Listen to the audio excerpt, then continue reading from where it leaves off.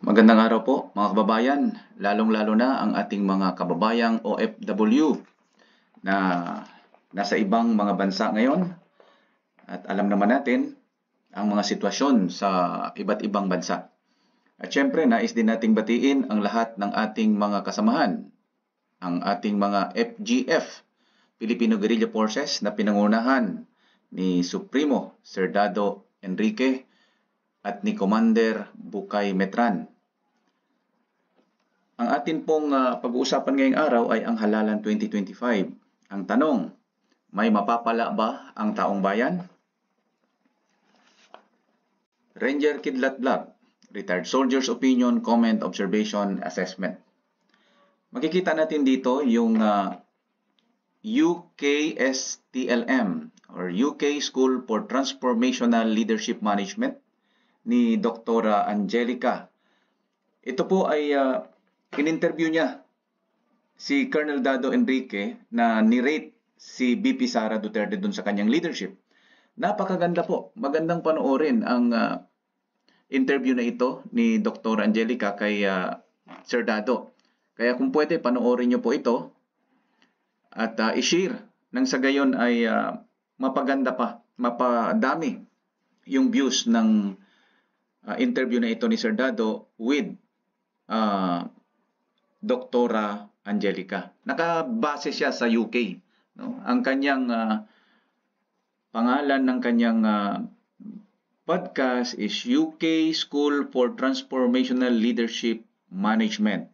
So ayan, mag-subscribe na rin po kayo sa kanya. Panoorin nyo po at mag-subscribe. Kasama po natin sila dyan. Doktora, maraming salamat po. So, ang magiging title po natin ngayong araw is Part 5 na po ito, Halalan 2025. Is this another cycle of the PH Political Hunger Games? So, ito po ang mga kandidato na tumatakbo ngayon bilang senador. Nandyan po ang admin senatorial bets, 12 yan, pero mukhang may nag-back out yata o naging independent yung 2. And then dito naman sa former president sa camp, meron din silang mga senatoriables dyan. Subalit hindi pa yata din kompleto. Nandito sa isang banda, nandito yung mga celebrities na tatakbo din bilang mga senador at dito naman yung mga makabayan bloc na tatakbo. So, wala tayong itulak kabigin dyan. Nasa sa inyo na kung sino inyong iboto dahil apolitical naman tayo. Ito po ay Comment Opinion Assessment or COA based on the Trans Forces, the Threat and Risk Assessment on National Security Situation from Open Reports of Current Event Sources. Ito po yung big picture na pinapakita natin at ngayon ay pag-uusapan natin, marami po ito.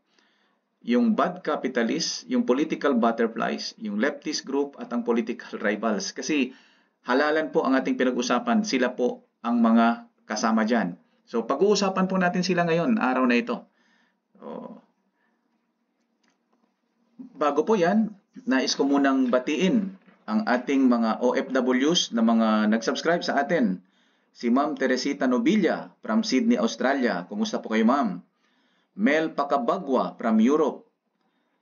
Neris Cerillo from Rome, Italy. Kumusta po kayo?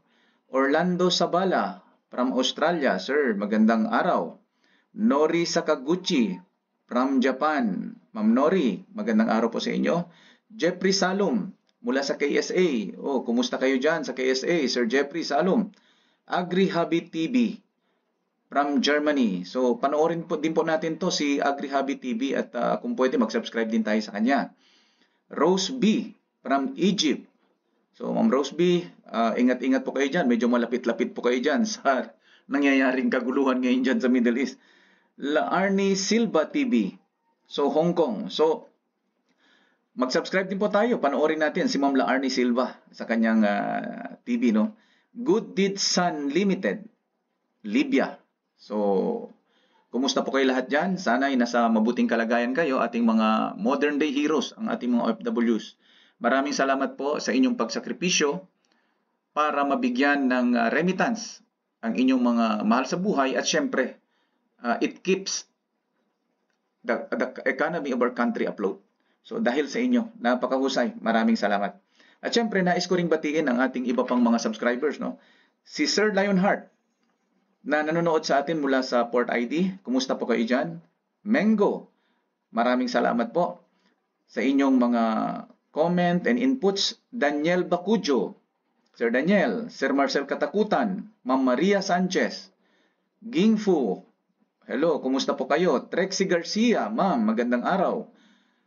Kalmado Playlist, good morning to you. Golpi TV, oy, vlogger po ito si Golpi TV. Panoorin po natin ang kanyang mga vlogs at kung pwede, ano na rin tayo sa kanya, mag-subscribe na rin tayo sa kanya.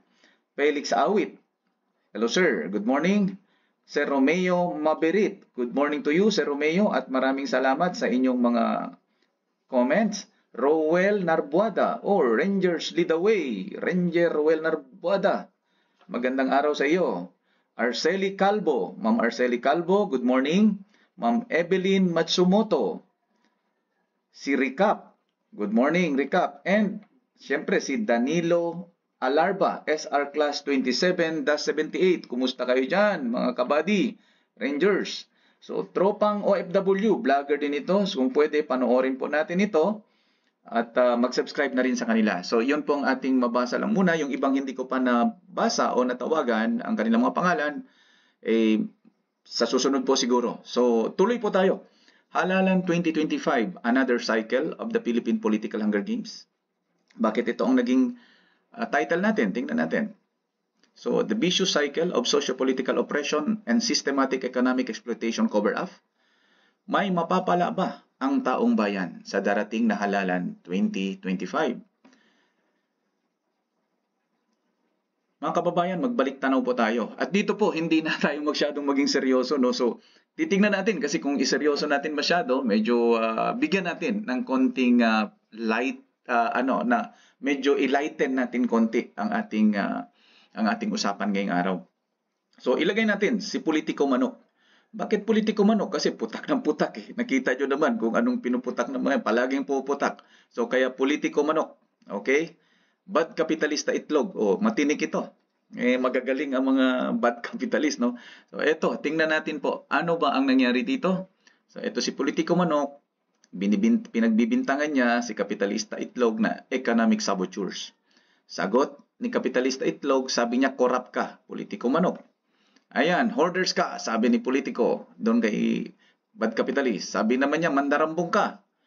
So sabi naman ulit ni Politiko, tax evader ka. Sabi ni bad capitalist, ganid ka. So, wala, hindi tayo matapos-tapos. Parang inaalam na lang natin kung sino ba ang nauna, si Manok ba o si Itlog, o si Itlog ba o si Manok. So paulit-ulit, puro pagbibintang, walang katapusan. Kaya at last, minabuti nila na para wala ng away, pumasok na rin sa politika si kapitalista itlog na dati ay oligarch lang sana at nag-devise sila ng sistema. Tawag nila dito ay cluster of 50-50 concept. So bago yata ito, pero tingnan natin, ano ba ito ang pinag-uusapan natin dito? Ito po yung political hunger games na sinabi natin kanina sa ating title, no? Sa ating pamagat. So politicians versus bad capitalists. Kung makikita nyo po, ang political circus ay nangyayari yan usually isang taon bago ang eleksyon. Marami ng political circus yan. Nalaman ninyo, nakita ninyo. Nag-umpisa yan sa Quadcom, nag-umpisa yan doon sa CIF ng OBP. So, nag-umpisa ng political circus doon kasi nagpapakilala na itong mga politiko eh. So, ang nangyari dyan, propaganda, then may mga vote buying, bangayan, siraan. Minsan, umabot pa yan sa patayan at iba pa. So, yun ang nakakalungkot doon. Anong ginagawa ni bad capitalist noong mga time na yan? So, extravagant economic activities yan siya. Pumapasok na yan bilang kingmaker. So, nagbibigay ng mga campaign contributions. Yan ang trabaho ni bad capitalist. Then, nagkakaroon ng economic election hangover. Nangyayari ito pagkatapos na ng eleksyon. So, nagkakasuhan na yan. Minsan, umabot din sa patayan yan. So, halos umiikot lang, no? So, dito naman sa bad capitalist, nandyan na yung cronyism and oligarchy. So, lumalapit na yan sila dyan. Kung sinong malakas, sinong nandyan sa posisyon, yan, nilalapitan na nila yan.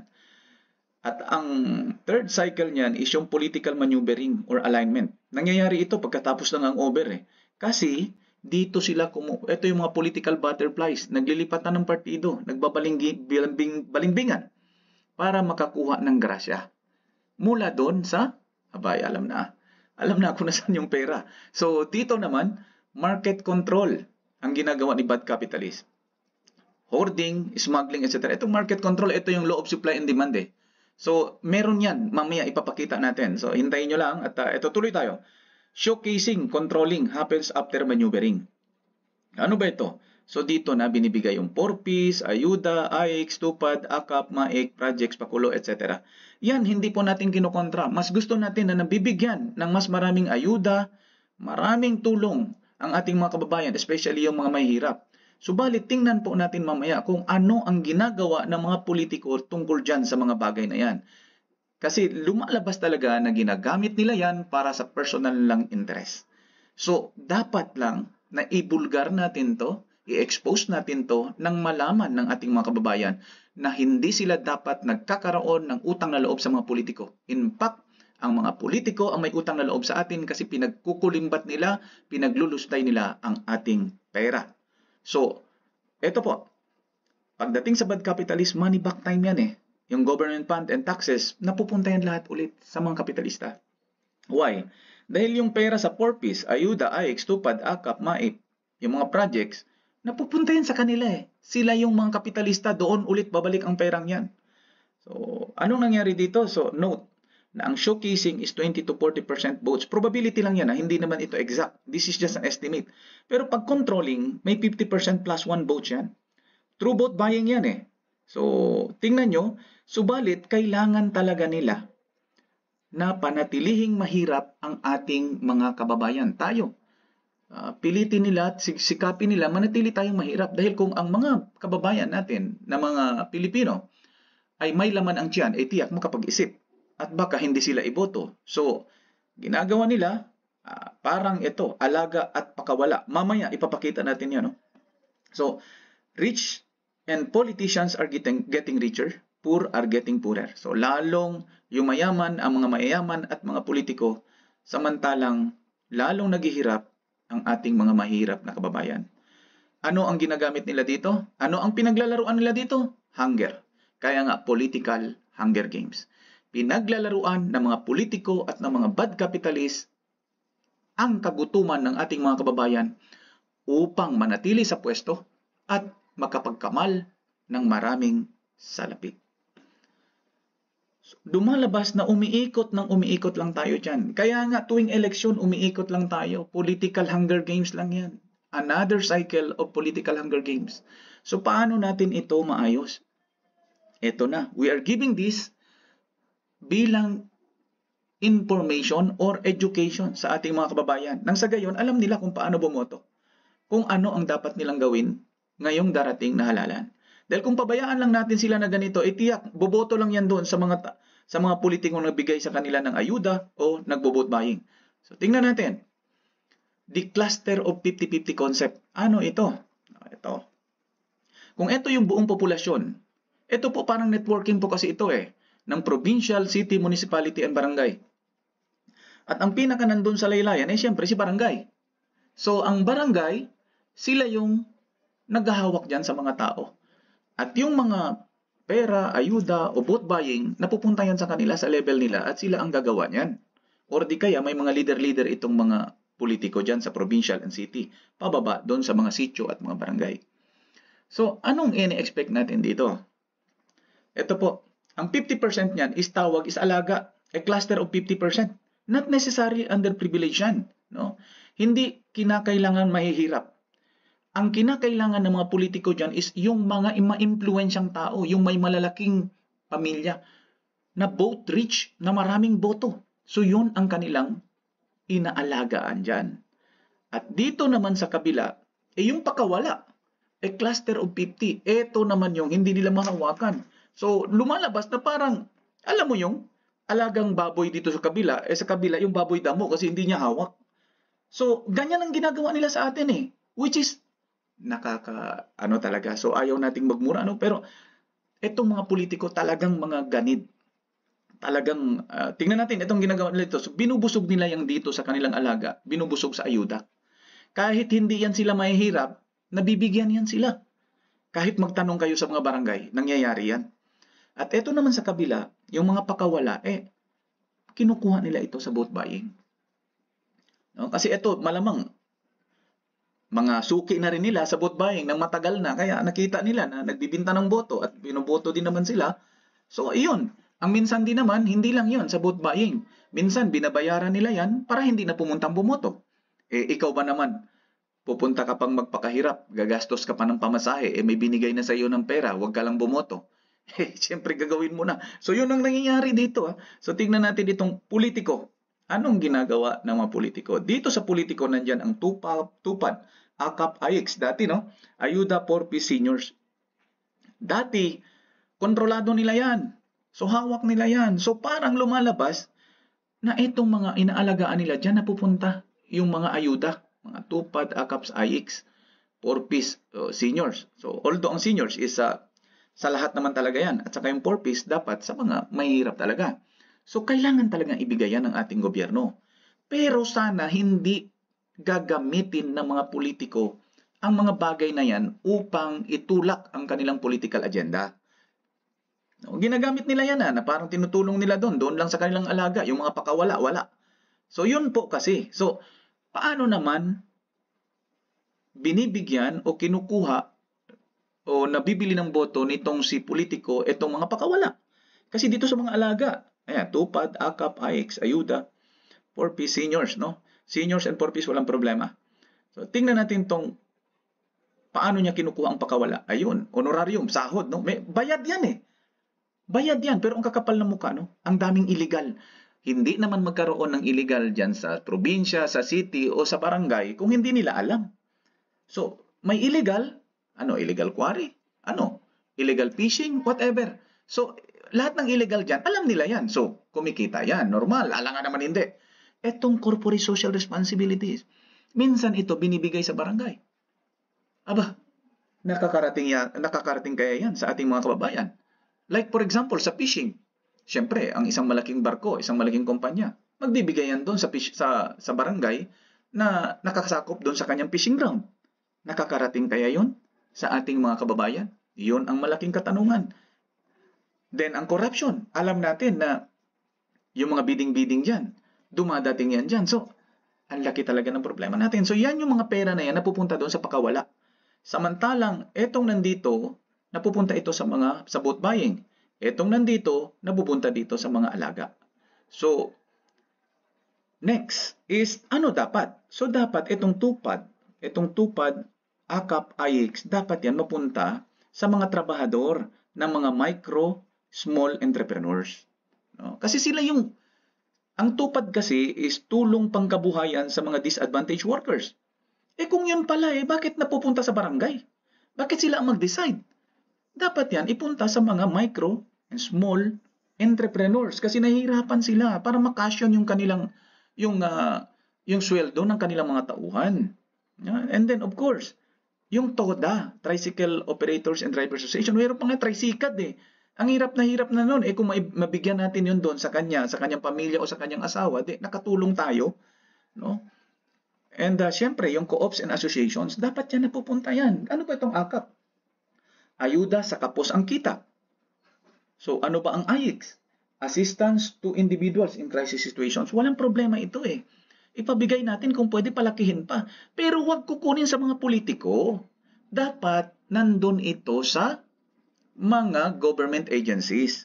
At dyan na po, siguro Sir Dado, ang ating Supremo, siguro Sir, kung pabor kayo dyan na sinasabi natin, dapat magkaroon tayo ng tinatawag na People's Advisory Council sa lahat ng mga government agencies. Tulad ng DSWD. Dapat may DSWD PAC or People's Advisory Council para magkaroon ng transparency. Makita natin na hindi nagagamit ng mga politiko ang ating mga taxes dyan sa binibigay nating tupad, AKAP, ayuda sa ating mga kababayan. Dahil narapat lang, hirap na hirap ang taong bayan, kailangan nating tulungan. Pero hindi dapat idaan sa mga politiko because that is very unfair. So, etong ayuda for Peace Seniors dapat idaan siguro yan sa church or mosque o di kaya sa schools Pwedeng tulungan yan ng armed forces sa kapulis. At syempre, yung DSWD. No? Tutulungan yan. So, since lahat yan ay taxes natin, naginigisa lang naman talaga tayo sa sariling mantika nitong mga politiko, pero pinapalabas nila na pera nila, tumutulong sila sa ating mga kababayan, pero in fact, it's not. Hindi naman siguro, hindi naman lahat, kasi mayroon naman din siguro tumutulong sa sarili lang pera.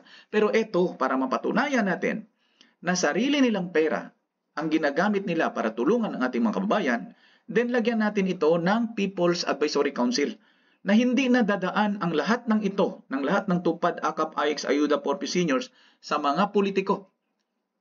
From top to bottom, hindi nadadaan sa kanila. Dapat government agency lang, then tutulungan na lang ng church, ng co-ops, associations, ng MSEs, ng TODA, ng schools, armed forces and police, and yung DSWD, o di kaya DOLE, o di kaya yung DA, kung ano mang ahensya ang nakakasakop niyan. So, ito po ang maging itsura niya. Kung magbigay tayo ng tulong, yung mga karton-karton, dapat nakalagay dyan from taxes. Tapos, maliit lang ang letra ng DSWD o DOLE ba yan? Kasi, lumalabas na parang, pinagpipistahan ng mga politiko Ilagay natin yan from taxes dahil yon ang katotohanan. Dahil, masarap kasing tumulong Pero kung ginamit ng politiko ang tulong mo para sa personal niyang personal niyang political agenda, alam mo, yun Hindi talaga maganda. Alalahanin po natin, mga kababayan. Kahit ang inyong anak na hindi pa ipinanganak, pinagbubuntis nyo pa lang ay nagbabayad na ng buwis. Yung iniinom ninyong mga vitamins para sa inyong binagbubuntis ay 12% VAT ang nakataga diyan. So, ibig sabihin, nagbabayad na ng tax ang inyong pinagbubuntis. So, wala na tayong kawala. Lahat ng bagay dito sa ating bansa, lalo na napatawan ng 12% value-added tax, ay binabayaran natin ng buwis. So, bawat galaw halos, may buwis, binabayaran natin. Ba't itong mga politiko, pag gumamit ng TUPAD, AKAPs, AIX, Ayuda, meron pa nga doon, naglagay doon sa bigas. Pera niya kaya yun? Yun ang tanong. Pinalabas ko yan, pinakita ko yan nung nakaraan kong mga video, na nakaraang vlog. So, ito po, siguro panahon na itayo natin ito, Sir Dado. People's Advisory Council, idikit natin ito, yung People's Advisory Council, idikit natin sa mga government agencies. Nang sa gayon ay magkaroon ng transparency, makapagbigay tayo ng advice. Huwag niyong gamitin yan, huwag idaan sa mga politiko yan kasi unfair yan. Hindi maganda. Dahil itong mga politiko, ginagawa nila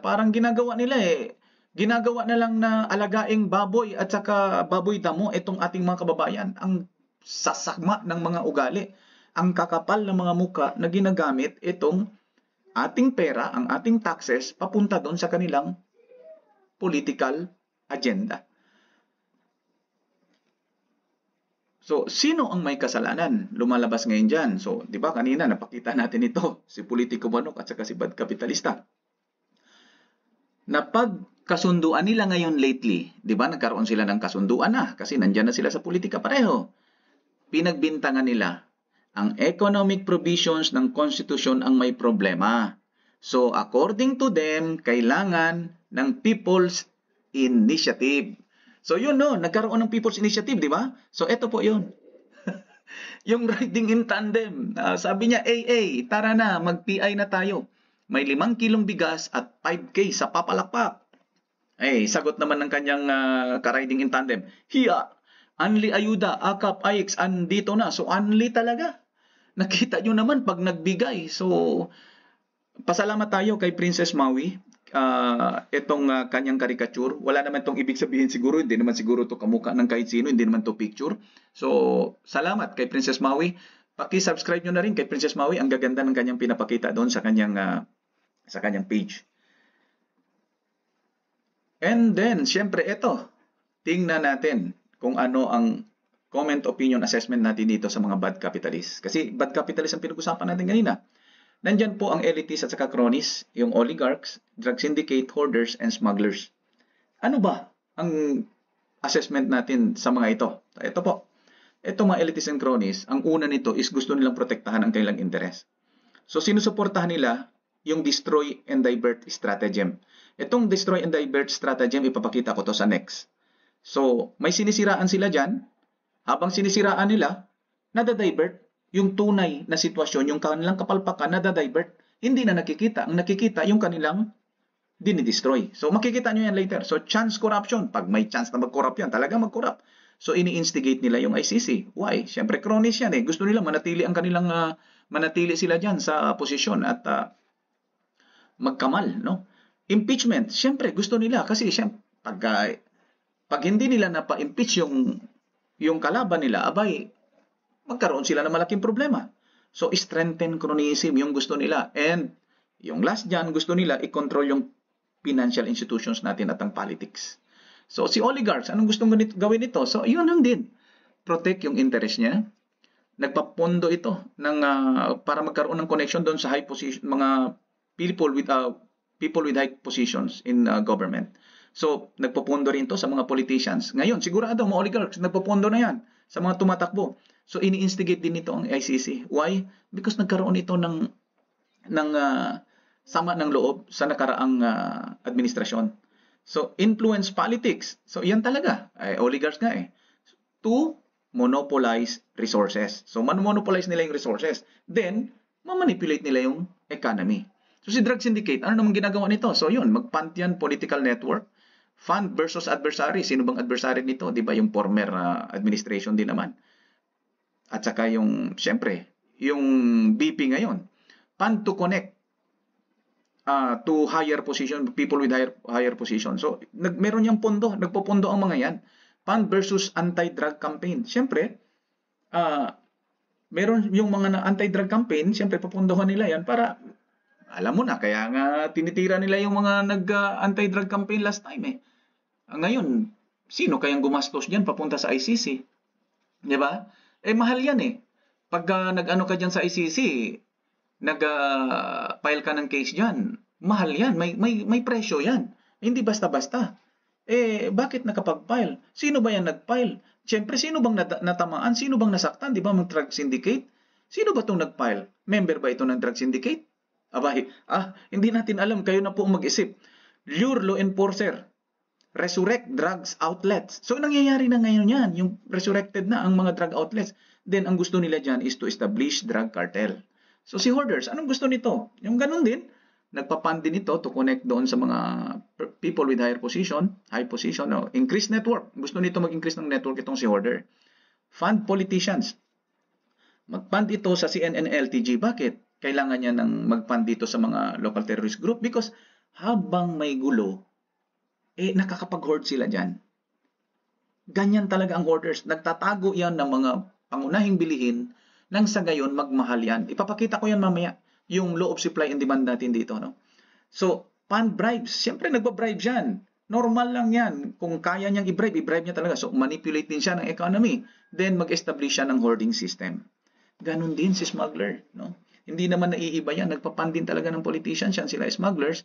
Then, gusto niya rin i-establish ang smuggling system niya. So, yun. Etong mga bad capitalists. Ito yung direksyon nila. Next.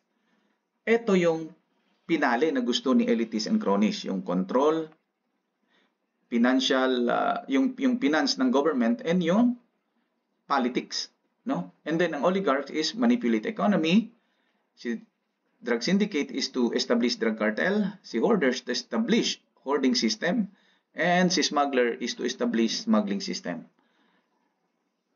Tingnan natin dito sa hoarding and inflation. Ito yun ito yung comments assessment natin. How it work in agriculture, prime commodities.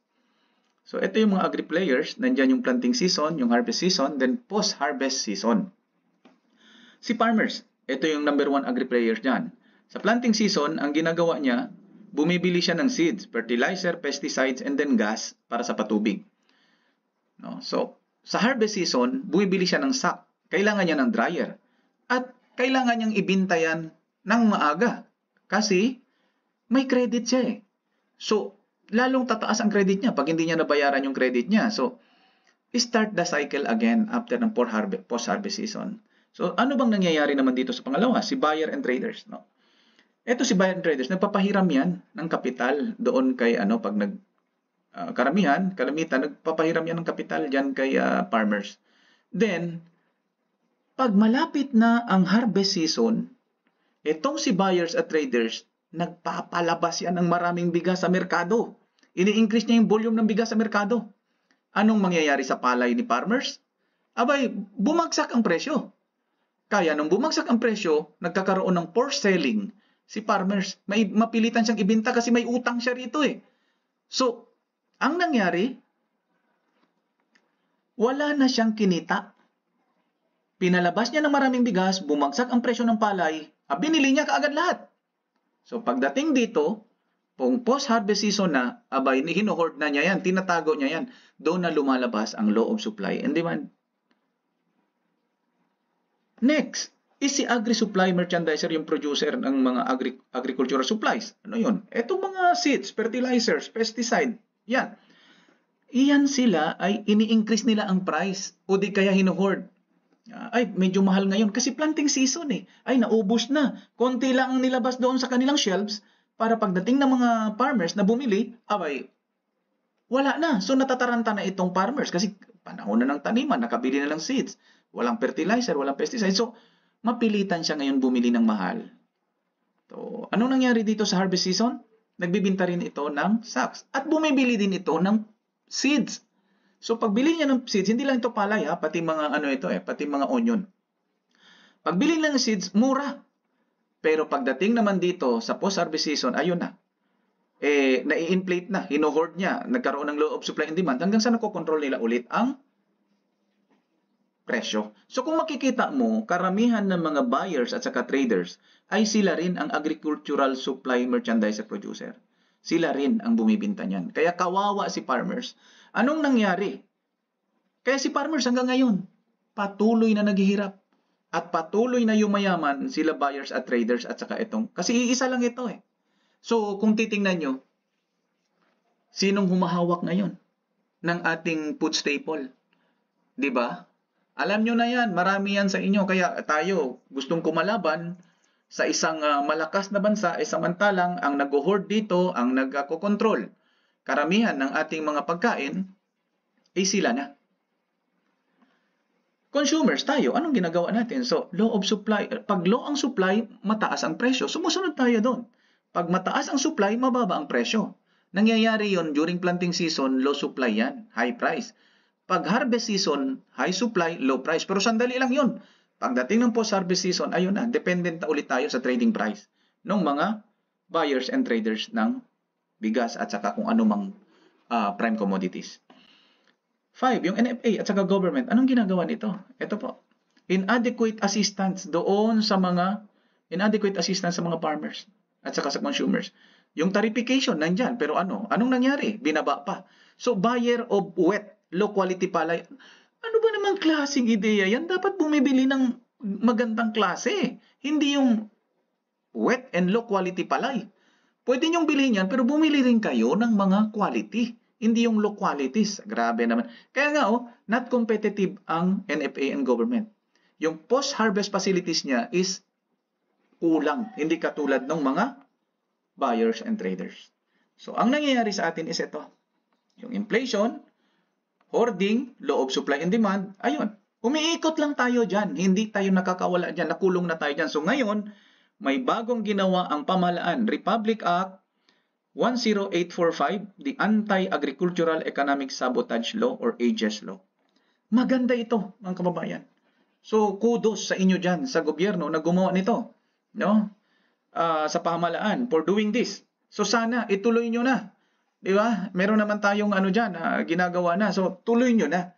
Nang sa gayon, ay titigil na itong ginagawa nila dito. So, ano ba talaga dapat? So, ito. Ano daw dapat? So, ang dapat, itong sitwasyon natin. Halimbawa, ang standard, ang government, ang economy, ang society. Yun yung nasa standard dyan. Government, economy, society. Pagdating sa norm, yung standard dito, ang norm, dapat si government ay responsible. Responsable siya dapat. Si economist, ang economy dapat equality and liberal dapat yan. Sa society, dapat beneficiary yan ng economy and responsible government. Sino mga protagonist ba dyan? So, sinasabi natin yan. So, una, si politicians. Ito yung nagdadala sa government. Sa economy, si capitalist. Sa society, siyempre si public. Na ngayon, anong ideal na dapat sana? So dapat sana si politicians, yung nasa government, is accountable. At yung nasa economy, si capitalist, dapat role player dapat ito. At sa society, itong si public dapat selfless, yung hindi makasarili. Pero tingnan natin yung current, yung actual ngayon na nangyayari sa atin, sa ating society, sa ating lipunan. Ito po, si government at ang mga politicians, power hungry and corrupt. Sa economy, si capitalist, greedy. At etong sa society, si public, is selfish dahil sa Hunger Games. Bakit? Hinahayaan niya siya kumikita. Lalo itong nasa Hunger Games na pinakita natin kanina, na dahil sila ang nakikinabang, wala silang pakialam sa hindi nakinabang. Mas mahirap pa kaysa sa kanila. So, selfish. So, eto ngayon ang nangyayari sa atin. So, paano natin ito maayos? Meron bang mangyayaring maganda sa Pilipinas dahil ganito na ang sistema? So, Filipino people, anong dapat natin gawin? Mga kababayan, meron po tayong dalawang direksyon na pwedeng gawin. Una, both selling, both buying. Kung pumasok kayo dyan, abay, magkaroon kayo ng brief comfort. Instant money yan. So, brief comfort. Ala, komportable ka, may pera ka, makabili ka ng bigas, whatever. Ang pangalawang direksyon is yung sacrifice. Magsakripisyo ka. Brief discomfort lang naman eh. Huwag mong iboto ang mga nagbo-vote buying. Pwede mo naman tanggapin ang pera niya eh. Huwag mo siyang iboto. Pero malalagay ka talaga sa brief discomfort kasi baka mamaya balikan ka, iniisip mo. Pero mga kababayan, kailangan mong magsakripisyo. Lahat ng karuwagan ay walang nararating. Lagi naghihirap. Kailangan nating tumapang paminsan-minsan sa ating buhay. Anong mangyari dito sa vote selling? Pagkatapos ng brief comfort niyan, magsasuffer na yan ng matagal na panahon. 3 years na naman after election. So kung pumasok ka dyan sa vote selling and vote buying. Samantalang dito sa pag nagsakripisyo ka, may tsansa ka na magkaroon ng prosperity. Kasi pag napili mo ang magaling na leader, tiyak, magkaroon ng prosperity ang iyong buhay at ang buhay ng iyong mga kababayan. Dito, sa vote selling, babalik ka lang ulit sa Hunger Games. Yung pinakita natin kanina. Hindi ka makaalis dyan. Cycle na yan, the vicious cycle na ng Hunger Games.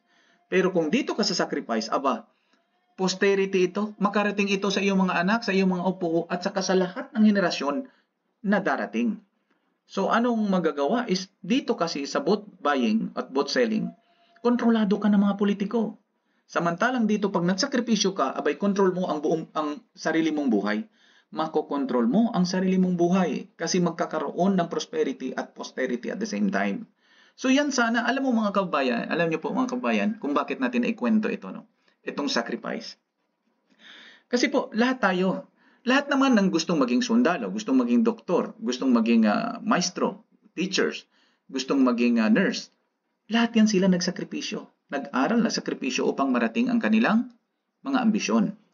Pero kung hindi ka magsakripisyo, sinasalihan mo ng bisyo, sinasalihan mo ng barkada, hindi ka nag-aaral, bumabagsak ka, so hindi ka makarating doon sa iyong success. So, sabi nga dyan, kung gusto mong makarating sa success, the only way to achieve success is through sacrifice. Kasi itong sacrifice na ito yung tinatawag nilang currency para mabili mo yung success. Hindi ka makarating dyan sa success pag hindi mo sinakripisyo yan. May isasakripisyo ka talaga. Iyan na talaga ang sekreto ng buhay. Sineshare ko sa inyo because lahat naman tayo dumaan dyan eh.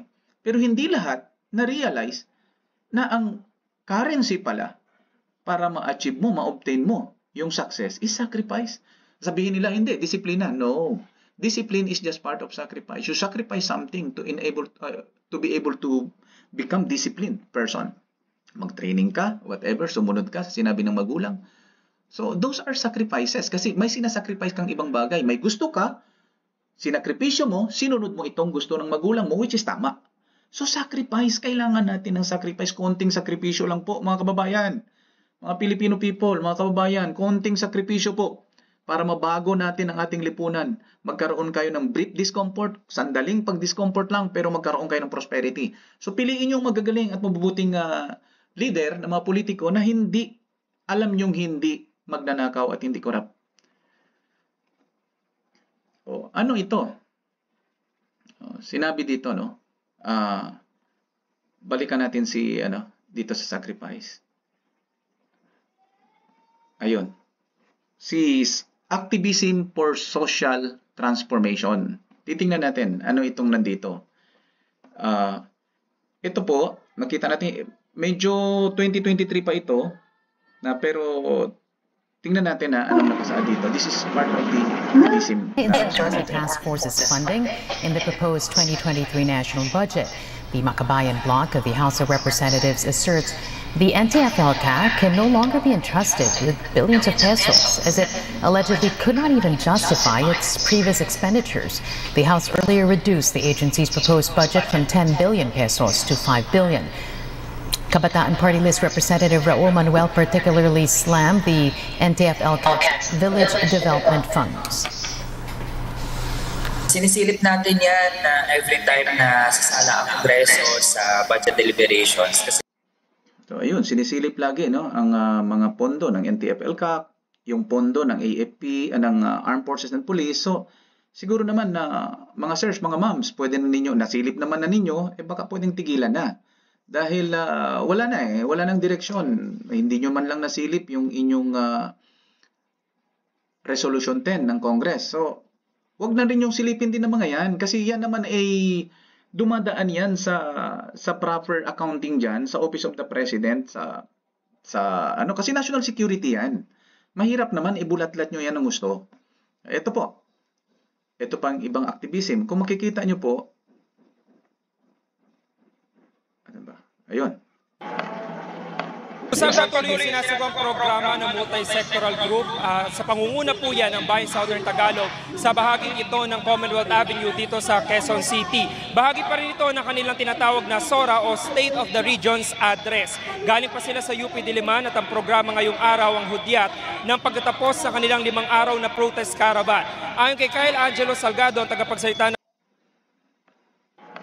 ayan po. Nakita niyo po itong nakabilog dito. Multi-sectoral group, Ito po yung picture ng mga sundalo at mga pulis na pinapakita nila ng mga pinapalabas na masasama at berdugo. Kaya nga sinasabi natin pag sila ang sinasabihan ng mga bagay na ayaw nila, agad pumipiyok ng red tagging. Pero pag pinapakita nila dyan ang mga picture ng mga sundalo at pulis, pinapalabas nila ng mga cold-blooded murderers na berdugo, ang lalakas ng loob nila. Tapos wala man lang nagdepensa doon. Kaya nga sinabi natin last time na baka pwede po magkaroon din tayo ng black tagging. Pag once nagkaroon sila ng black propaganda, pwede rin silang reklamo ng black tagging. So, yan po ang ginagawa. Hindi naman po masama ang activism for social transformation kasi kailangan talaga natin yan. Kailangan na ng ating bayan, yung transformation. So nakita nyo nga, due to so much dismay with the government, many neutral Filipinos now admire the role of the Makabayan Bloc, urging the said personalities to run for public office. In fact, may nakikita akong mabuti dito sa isang tumatakbo dyan sa Makabayan Bloc. Reasonable, ang kanyang mga sinasabi. So hindi naman tayo dito na sinasabi na close ang ating mind. Hindi naman ito fanaticism We are looking at leaders and politicians who can help our country grow. Na magkaroon tayo ng development. Yun ang ating kailangan. Hindi pwede porque magkalaban kami dyan, forever kalaban. Hindi naman ganun dapat. Let's be objective. So ito, tingnan natin kung ano itong yung comment opinion assessment natin, COA natin, roadmap timeline. 2024, yung activism, anong pwedeng gawin yan? So, ICC, anti-Duterte, itutulak yan. Congress probes, so corruption, CIF, Confidential Intelligence Fund, impeachment, Armed Forces and Police Intel Funds, sisilipin yan, and minor rallies. Nakita natin yan 2024. By 2025, we are expecting mag-increase yan ng clout or influence. Run for Senate, run for Congress, LGUs, barangay, SKs, and increase alliances yan. By 2026, we are expecting a reorganization. Kasi syempre may mananalo dyan noong 2025. So mag-reorganize yan. Sino ang magli-lead, sino mag-head, sino pupunta sa ground. Ito yun, anti-intel funds, yan ang kanilang magiging issue. Anti-political dynasty, increase movement. Then prepare to accumulate funds again. And then, syempre pag nag-accumulate ka ng funds, para saan? Para mag-massive recruitment ulit sa mga grupo. Normal lang yun kasi grouping yan allowed naman yan under the law. Wala namang problema yan. Pero itong pag-accumulate ng funds, paano? Di babalik ulit tayo sa Resolution 10. Nako, Kaya nga sinasabi natin kung talagang malinis tayo, ipatigil na yung Resolution 10. So, 2027, anong gagawin nila? Mag-mobilize yan para sa coming election ng 2028. Ayun, anong gawin? Anti-Marcos admin? Diyan na yan bibira. Yung ngayong hindi bumibira sa administrasyon, bibira na yan. Then anti-armed forces and police propaganda, anti-corruption, anti-political dynasty, anti-poverty, anti-US. Yan yung lahat na naman ang bibirahin dyan. So by 2028, in-expect natin na they will vie for the highest post. Yun na, run for president. Nangyari na yan. Ulit-ulit lang ito Vice President, Senate, Congress, LGU, Barangay. Lahat yan may machineries na. So yan ang kanilang ginagawa ngayon. Nagpapalakas ng machineries. Kung tituusin nga ngayon sa lahat ng mga tumakbo sa Senado, ang pinaka-organized ay ang Makabayan Block. Napakahusay, magaling. Yan dapat ang organization, may direction, may timeline, may roadmap. So, hinahangaan ko sila dahil dyan, no? So, tingnan natin. Next. So, ito yung ating COA para sa recapitulation. Ito yung admin at saka ang allies nito. Ang CEO, ano tong CEO? Itong CEO, ito yung cronies, elitists, oligarchs. Itong DHS, drugs, hoarders, and smugglers. Ito yung CNN. Alam na ninyo yung CNN. Then, ang FPRRD Group. FPRRD Group. So, tingnan natin muna dito kay admin and allies. So, ang ginagawa nila is destroy, divert stratagem. They destroy somebody at dinadivert nila ang issue na kinasasangkutan nila papunta na dyan sa dinidestroy nila.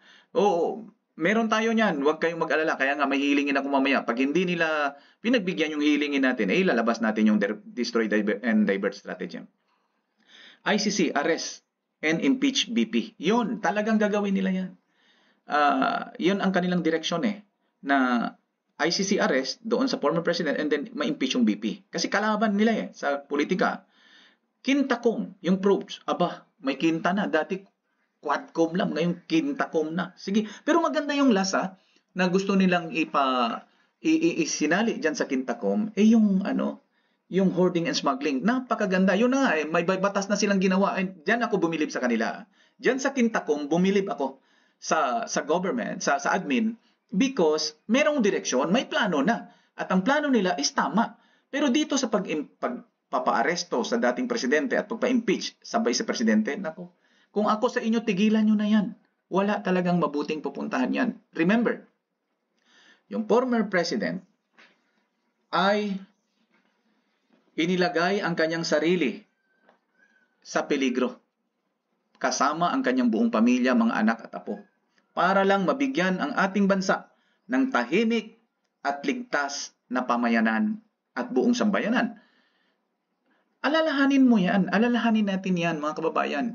Nagsakripisyo yon. Inilagay ang kanyang sarili sa panganib kasama ang kanyang buong pamilya, mga anak at mga apo para lang mabigyan tayo ng tahimik at ligtas na pamayanan at bansa. So, kung titingnan natin dito, sa ngayon, marami din namang mga nangyaring patayan. Sa inyong mga lugar, alam nyo yan. Pero bakit walang ICC na dumating? Diba? So, bakit nung napatay sa engkwentro, sa legal na engkwentro, itong mga drug lords, mga drug syndicates, napatay ng mga law enforcers? Abay, hinabol ng ICC. Ano ba itong ICC? Ba't sila nasaktan nung ginanon ang mga drug syndicates at sa mga kriminal? Bahagi ba sila ng drug syndicate? Nagtatanong lang po. Kasi malabo po yung kanilang ginagawa Nung pinapatay ng mga sindikato, drug syndicate at ng mga kriminal, yung ating mga inosenteng kababayan, nasan si ICC? Di po ba? Ngayong napatay yung mga masasamang elemento ng ating lipunan, hinahabol ni ICC yung leader na nagbigay ng katahimikan at ligtas na pamayanan sa atin? Napaka-simpleng logic yan. Kaya nga kung pwede, kayo dyan, sir, dyan sa ating bagong leadership, kasalukuyang leadership, tigilan nyo na po yan. Hindi po kami ignorante. Hindi po kami, may sabi natin tatanga-tanga. Alam namin yan It is a destroy and divert stratagem. Tigilan nyo na para hindi kayo mabisto later on. No? Si BP Sara, you allow, BP, si BP, pabayaan nyo na yan. Hindi, nakita nyo naman na wala naman siyang ginawang mali doon sa kanyang CIF na sana nakita natin nga parang lumalabas na parang na-frame up pa. No? So, kung pwede, tigilan nyo na po yan. Tutok na lang tayo dyan sa hoarding and smuggling, yung Quintacom, pero alisin nyo na yung tatlo siguro. Iiwan nyo na lang itong hoarding and smuggling for now. And at saka, yung isa pa, yung PSO Board Secretary killing. We are very interested with that. Kasi una, ang namatay na yon ay isang general, isang PMAyer. Alam nyo po, mga kababayan, kung bakit nanatiling stable ang ating bansa, it is because of the PMAers. Iba yan sila. They value more dignity, honor, and integrity. Nakasama namin yan. Maraming pagkakataon. So, hindi ko man ilalahat, pero almost, malaki talagang porsyento, 90 above percent ng mga PMAers ay magagaling at mahuhusay. May ideals sa kanilang mga puso at isipan. Kaya, nakakalungkot na makita na may pinatay na isang retiradong general na galing sa PMA. Gaya ng sinabi ko, dahil sa kanila, nanatili ang ating bansa na stable hanggang sa ngayon. So, ito, reality shows. Ito, pinakita natin dito, Ito, ipapakita ko to next time, ang reality shows na yan. Ano tong reality shows na ito? Kaya sabi ko, pag hindi tinigil ang Quadcom o Quintacom, yung ICC investigation ng tinatawag nilang EJK, War on Drugs, yun ay tama lang naman So, yung impeachment, hindi nila tigilin yan. Lalabas itong katotohanan na reality shows lang ang mga yan. Government machineries, syempre, WPS West Timeline. Ito yung ginagawa nila ngayon. So, to remain in power. So, later, makikita nyo mas malalim ang ipapakita natin sa susunod na mga video natin. So, anong ginagawa nitong cronies, elites, and oligarchs? So, ito, gusto nila maprotektahan ang kanilang interes. Pinapand nila ang ICC, siyempre, ang iba dyan, malamang. Kasi wala, saan kukuha ng pera? So, malamang nagpapand ng ICC yan, and then, ipa-impeach din itong BP. Gusto nila yan, kasi crony. Sino bang amin dyan? Sige, sabihin mo nga kung sinong amin, wala. Strengthen cronyism, magkaroon silang influence over the politics, monopolize resources, manipulate economy, then control yung financial institutions ng government. Pera yan So, dito naman sa DHS, yung drug syndicate, hoarders, and smuggling. Ito, strengthen network, number 1 yan. Fund versus PRRD and BP. Normally, nasaktan sila dyan. Ito yung naging alam nila, pag bumalik itong BP, yun na nga, nung tumakbo ng mayor itong isa, yung former president, nagsasabi na, lumayas na kayo sa Davao. Yan na nga. Kaya nga, talagang magpupundo yan para laban dito sa dalawang ito. So, mag-fund ito ng connection sa mga people with higher position. Ipapund nito ang iba ng CNN. Then, i-resurrect nila yung drug syndicate, yung hoarding and smuggling. So, na-resurrect na nga Grabe na nga, di ba? Kaya nga gumawa na ng panibagong batas ang ating leader ngayon, ating presidente. So, thank you. Thank you, Mr. President, sa ginawa mong batas. Kasi hindi tayo pwede dito maging damn if you do, damn if you don't. Pag may ginawang mabuti, kahit sino man dito sa ating bansa, dapat lang natin i-praise. Hindi tayo dapat magsara ng utak na parang galit na tayo. Tayo dito is apolitical. Wala tayong pinapanigan. Pero pag may ginawa kang mabuti, ipipraise ka namin. Pag may ginawa kang masama, kakalabitin ka namin. So, ganun lang. And that's why we are praising the President for signing the new law. Yung Republic Act 10845, known as the Anti-Agricultural Economic Sabotage Law or HS Law. So, thank you. Ano, manipulate economy, then establish cartels. Yun ang gusto nila, mag-establish talaga ng cartels. CNN naman, mag-recruit yan and mobilize. Anti-BP and PPRD campaign din yan. Instigate discontentment, instigate political chaos, anti-politicians, government US. Since communism yan, mag-pro-CCP yan. Dahil ina-expect mo kanino ibibigay, in case lang pag-usapan natin. In case, pinasok tayo ng China, nandito na yung China, nakuha na nila, malakas sila. So, ang mga FGF medyo nasa bundok na. Kanino ibigay ni China, ni CCP, yung pamahalaan ng Pilipinas? Ibibigay ba niya yun sa mga politiko? Hindi. Siguradong ibibigay niya yun sa Communist Party of the Philippines. Anong gagawin yan? Baka mamaya mabaliktad tayo tulad yung nangyari sa Vietnam at saka sa Cambodia. Ang nangyari sa Vietnam at sa Cambodia, nagkaroon sila ng civil war doon, nagkagera sila doon. Nung nanalo ang Communist Party ng Vietnam, nagsilayasan lahat ng mga dating nasa democratic, mga military, police, lahat yung nagtatrabaho sa gobyerno. Kasi nagkaroon ng purging. Pagpatulog-tulog tayo dito, baka tayo ang mapapurge nito, ha? Kaya nga sinasabi natin, kailangan natin pag-aralan ito. No? Hindi pwedeng ganyan lang na sige, wala yan, okay yan, go ahead. Hindi pwede, no? Kailangan natin paghandaan kasi namumuro tayo diyan. So ito, may roadmap and timeline sila. Dito naman sa last, ito, ang hinahawakan na lang ito is yung political machinery niya.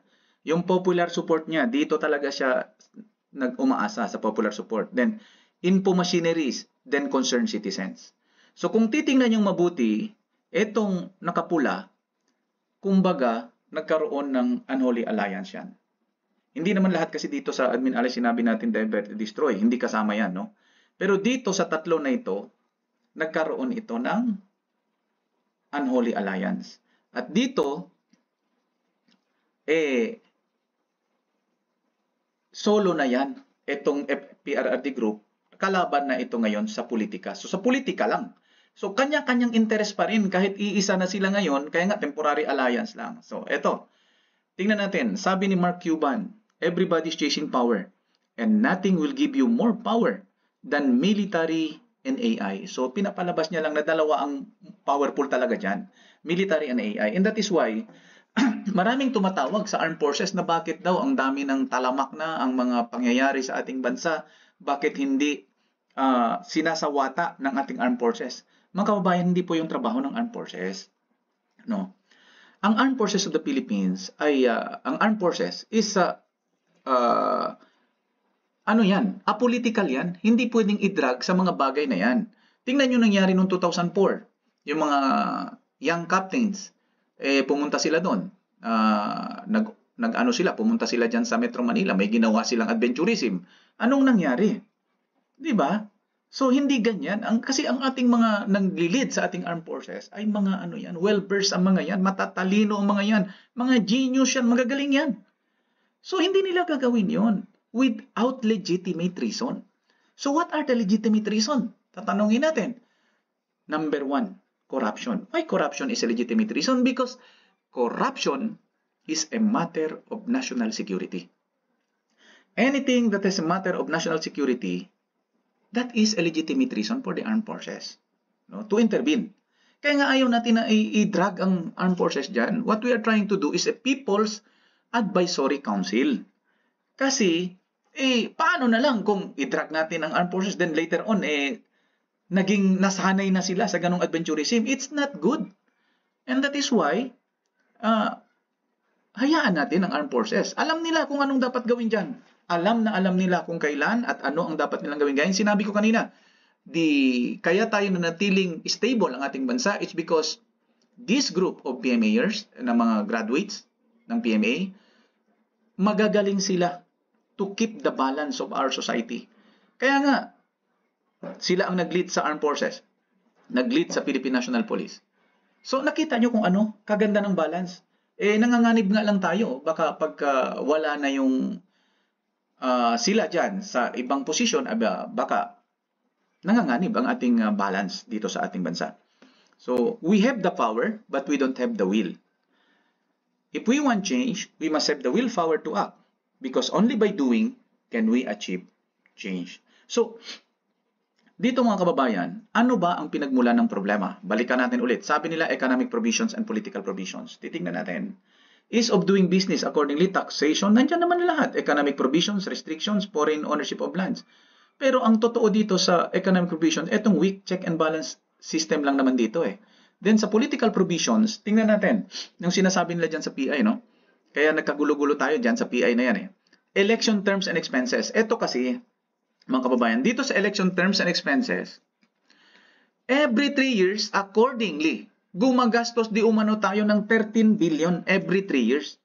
Ang masaklap dyan, pag nadagdagan pa ng barangay and SK election, another 13 billion yun. So gumagastos tayo ng 26 billion sa loob ng 3 taon.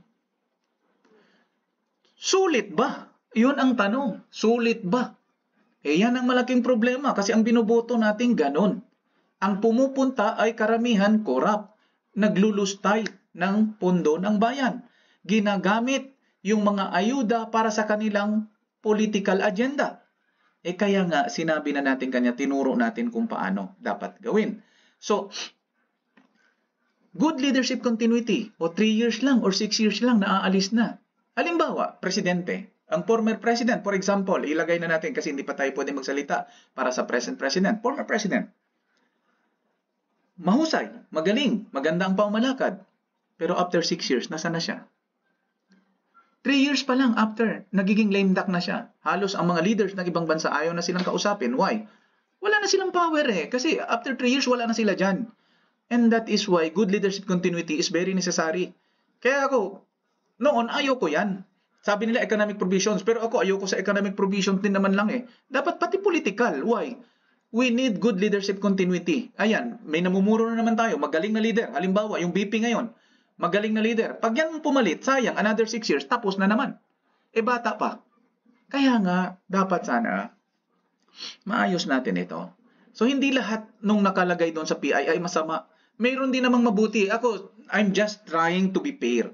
Gusto ko lang maging fair. Ayoko kasi yung damn if you do, damn if you don't. Hindi maganda yon. Hindi talaga maganda. So, next is multi-party system. Dapat mabago yan. Multi-party system na yan. Yung mga balimbingan, political butterflies, lipatan, dapat two-party system na lang. Hindi na yan. So, COMELEC empowerment, ito napakahalaga nito. COMELEC empowerment. Then, weak check and balance, no, ng political provision dito sa COMELEC. Tingnan natin yung assessment natin. Some capitalists who are cronies and oligarchs are in charge of the markets, racing among themselves to get richer and richer, leaving majority of Filipinos in hunger and poverty. Some greedy politicians always seize momentum to enrich themselves in any form possible, such as corruption, smuggling, drugs, etc., resulting to widespread hunger and poverty to ensure their perpetuity in power through vote buying. So, sinisikap talaga nila, mahirap yung ating mga kababayan, nang sa gayon ay magkaroon sila ng perpetuity in power sa pamagitan ng vote buying. Binakita natin kanina, no? Political hunger games. The poor amidst hunger and poverty are only pacified through porpis, AIX, tupad, ayuda, akap, etc. The public put their hopes on elections, hoping that situation may get better if good leaders are elected. But such hopes only leads to the systemic political hunger games. Assessment, yung political provisions, tingnan natin. COMELEC empowerment, no? This is the most crucial of all the provisions to ensure good leaders are retained, while the unscrupulous ones are replaced through honest, orderly, and peaceful elections.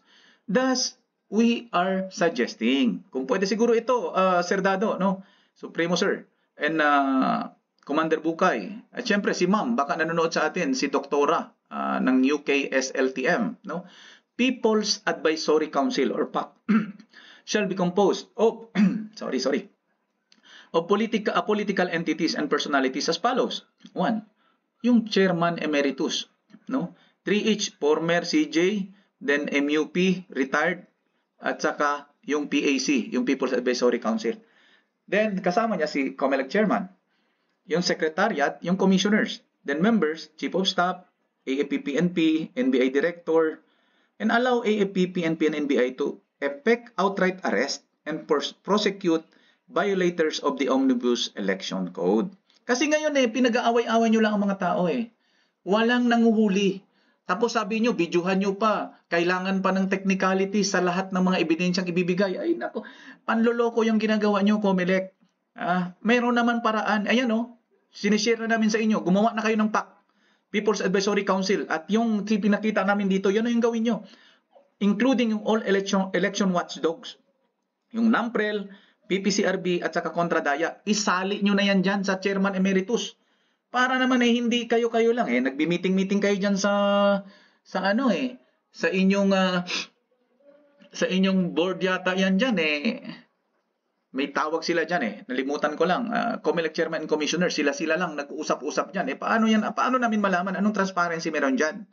So dapat merong People's Advisory Council. Sir, Chairman, pasensya na po kayo kasi may ginawa kasing kabulastugan yung inyong mga kasama, lalo na yung former Comelec Chairman, alam naman natin nakasuhan. So, tingnan nyo yan. So, may mga rumors pa na pati mga election officers, baka hindi kaya sila gumagawa. Hindi kaya sila gumawa ng parehong style ng ginawa ng kailang chairman noon. So, tingnan po natin mabuti. Kaya kailangan natin ng People's Advisory Council nang magkaroon ng credibility ang ating eleksyon. Other provisions, let's go. Mining and other natural resources shall be given priority to people's local cooperatives, association with ease of getting permits. Dapat yan nabibigay na sa mga people's cooperative and associations, yung natural resources. Hindi lahat sa mga mga politiko pa rin mga kamag-anak nila. Di ba, may tinatawag sila diyan na conflict of interest, pero wala, hindi na nagagawa.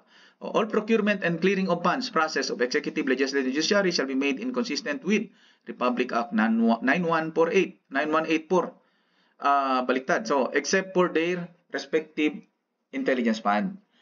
There shall be prerequisite and or requirements for the socialist public servants, while the capitalists or those involved in business venture shall not enter or join politics. So ipapakita natin yan mamaya Then retain all other provisions of the 1987 Constitution aside from the recommendations or any other recommendations to be made with utmost national interest. System change from democracy to what? So eto kasi kumukulo na ang sitwasyon sa ating bansa. Halos ang mga tao nasusuka na talaga sa ating kasalukuyang sistema. Kung babaguhin natin ang mga tao, pero nasa parehong sistema, gaya ng sinabi ni Supremo, ni Sardado, ang mangyari sa atin, kakainin lang tayo ng sistema. Kahit sino pang magaling na ilagay nyo dyan, sa parehong sistema, kakainin yan ng sistema. So what do we need to do? Magbago tayo ng sistema. So anong sistema meron available? So sa totoo lang, ang available system other than this current system na meron tayo ay ang communism. Bakit? Nandito na ang Communist Party of the Philippines. Hindi lang sila naging legal dahil meron silang NPA, New People's Army. Pero kung wala silang New People's Army, baka naging legal na sila kasama ang NDF. So tingnan nyo po, doon ba ang punta natin? Kasi kung aalis tayo sa present system, pupunta tayo sa new system. Ano yon? Yung gusto ng CNN? Abay, hindi yata maganda yon. Wala yatang, mapapurging tayo dyan, katulad ng Vietnam at saka Cambodia. Mga sirs, mga ma'am, mga retired, na nagtrabaho sa gobyerno. Ito po. Ito ay suggestion lamang po. Socialist capitalism principle. Pumunta lang tayo sa gitna. Ano ito? Socialist form of governance for the strict implementation of public service and social services towards the equal protection of the people under the rule of law and government services, such as education, medical, social, security, justice, technology, information, equitable livelihood and income, jobs, religions, civil rights, LGBTQ, among others. So, institute laws that firmly curb corruption in any form in all sectors of society. Then, nakalagay dito, channel all government programs and projects to the people's cooperative associations, youth, women, seniors, and other organizations. This will increase people's income and spending power. Pag pinunta kasi natin ang mga projects, government projects, dito sila ang magbidding dito, ang people's cooperative associations, youth, women, senior organization, this will increase people's income and spending power. Thus, will also speed up the economic activity in the communities and the whole country. This is to protect the interests of the people and the state. Kung nakikita nyo po, during last administration, yung former administration, halos socialist form of governance yun. Kasi mabilis. Mismo ang presidente, ang leader, nagsasabi, sige, pag hindi mo ginawa yan dyan sa BI, tingnan mong mangyari sa'yo. So you see, that's socialist form of governance kasi pinapakialaman hanggang sa baba. Kasi pag hindi natin inistriktuhan yan, anong mangyari sa atin? Uulit lang tayo sa parehong sistema na meron tayo ngayon. So kailangan natin malamang ng socialist form of governance for the strict implementation of public service and social services. Okay? So ano naman ang capitalism? Tapos na tayo sa socialist. Hindi ito socialist form of government. This is socialist form of governance for the strict implementation of public services and social services. So ano ang para sa capitalism? Ito po. Capitalism for the protection of legitimate businesses, micro, small, and medium entrepreneurs, big corporations, foreign investors, among others, to ensure abundance and prosperity through proper identification and consultation with the business sector on the matter of regulation and or the regulation laws, especially on prime commodities that directly affect the survival of our people. Tingnan nyo po. Dito po kasi ang gusto natin. Bakit kasi, halimbawa, nagtanim ka, 1 hektarya, konti ang iyong naani. Pag bininta mo, doon sa mga nagbibili, lalo ng mga buyers, traders, abay, mura. Pero pag sila nagbinta mahal, bakit? Dinaan nila sa law of supply and demand Nag-hoarding sila So, ganon din sa isda. Bumili ka ng isda, libre na, mangisda ka, libre naman yung isda. Although, gumagastos ka dyan ng gasolina, hindi naman tumaas ang gasolina. Ganon pa rin naman ang presyo. Pero dahil konti ang nahuling isda, pagdating sa merkado, mahal yung isda. Bakit ganon? Because sinabi nila law of supply and demand. Hindi naman nila binili ang isda. Hinuli lang naman yun doon ng libre. So kung makita nyo, yan ang kalokohan. Kaya kung ganyan ang gagawin, mas mabuti pa, hindi ako mag-produce ng marami. Lagi ako mag-produce ng konti kasi malaki ang kikitain ko. Mag-produce ako ng marami, baka malugi pa ako. Dahil sa law of supply and demand. Nako, sana siguro dapat na nating tigilan yung law of supply and demand na yan. Ginagago tayo niyan Hoarding yan So, dapat yung bagong batas na ginawa ng ating pamahalaan ay tutukan na kaagad yan nang matapos na. So, eto. Eradicate corruption on permits and red tapes.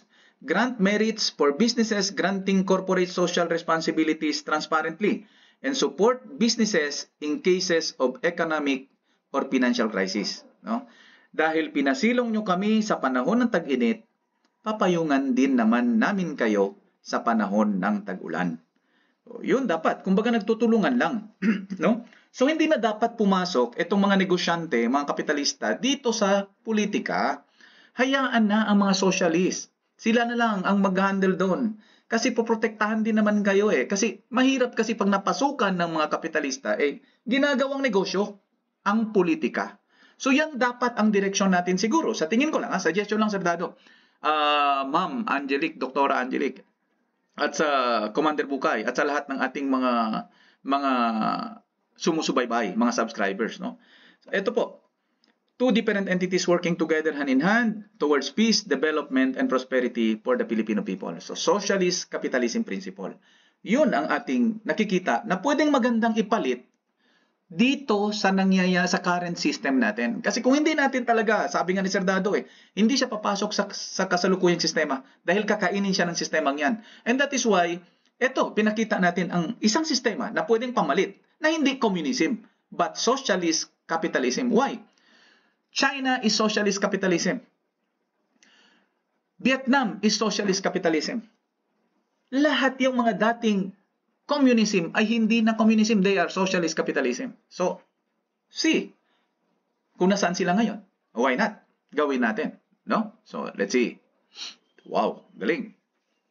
Parang So, who can join the SC movement, the socialist capitalism movement? Ito po yun. Yung dati sabi niya, People's Supreme COA, PS Electoral Council or ano. Ito, binago natin to no kanina, papakita natin to mamaya. Hindi na to siya ganito, kundi People's Advisory Council, no? So, tingnan natin sino-sino pwede. Yung religious sector, artists, media, social media bloggers, 18 years old up.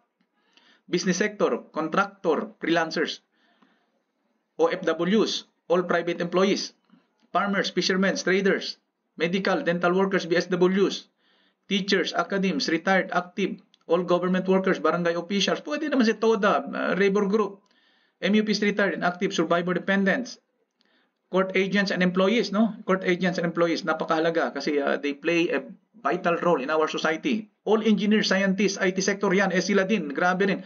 All rebel returnees, MI and MN, NPA, etc. You are welcome to join. Kasi bansa natin to. Pagtulungan natin para sa ikabubuti. LGBTQ, senior, single parent, women's organization, IP, student, youth, all employed and unemployed. So kasama yan lahat yan. Pwede. So, why? Ang mga sektor na ito ng ating lipunan ay matagal ng biktima at pinahirapan ng mga bad capitalist na walang ginudiyos kundi ang pera sa pamamagitan ng corruptions, law of supply and demand, smuggling, drug trafficking, human trafficking, lobbying for laws favorable to their interest. Yan ang kanilang ginagawa dyan. Kaya kailangan na talaga natin gumalaw. Mag-shift na talaga tayo kasi kung hindi tayo mag-shift mula sa current system, nako, manatili tayong magulo. Pinalala pa ito ng panilang mga left-leaning groups at evil society groups na wala ring Diyos, kundi ang kanilang ideolohiya at sariling interes. So, nakita nyo, wala ring Diyos eh. So, anong i-expect mo dyan? Socialist capitalism movement is our one and only hope to protect our citizens. So, People's Advisory Council. Ano-ano ito? So, COMELEC, People's Advisory Council. So, magkaroon tayo ng People's Advisory Council sa COMELEC.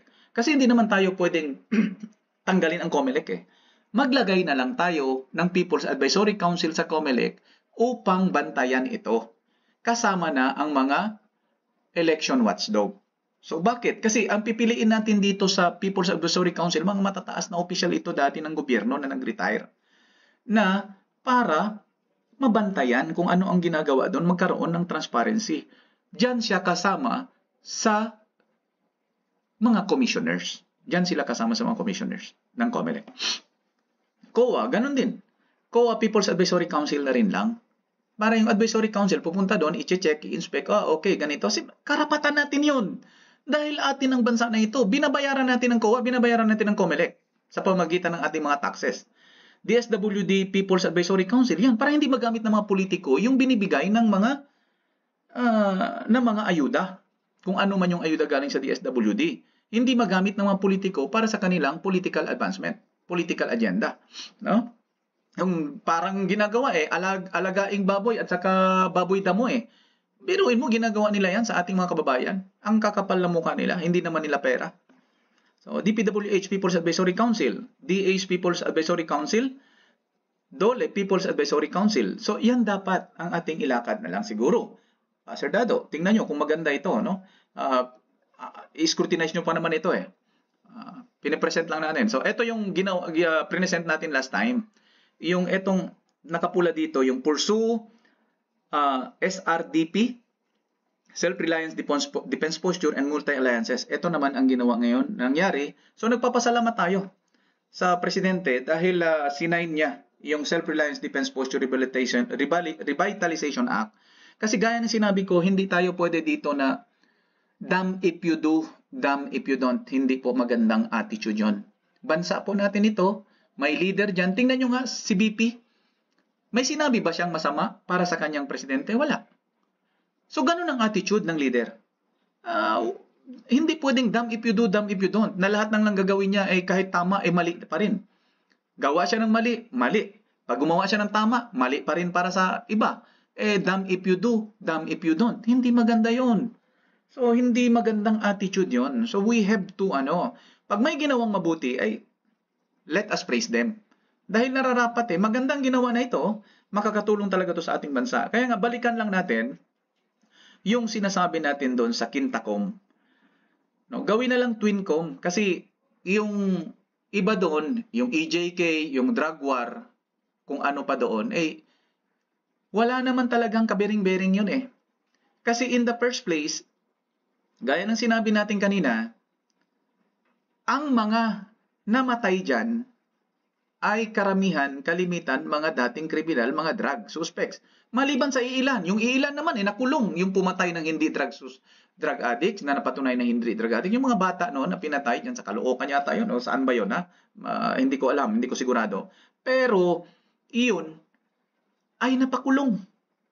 Na-dismiss sa serbisyo, nakulong yata pa ngayon. So, tingnan nyo, hindi naman pinabayaan Doon lang sa legitimate, mga sinasabing 6,000 na patayan, baka kung bilangin natin yung patayan na nangyari ngayon sa ating bayan, sa ating bansa, baka sumobra pa sa 6,000.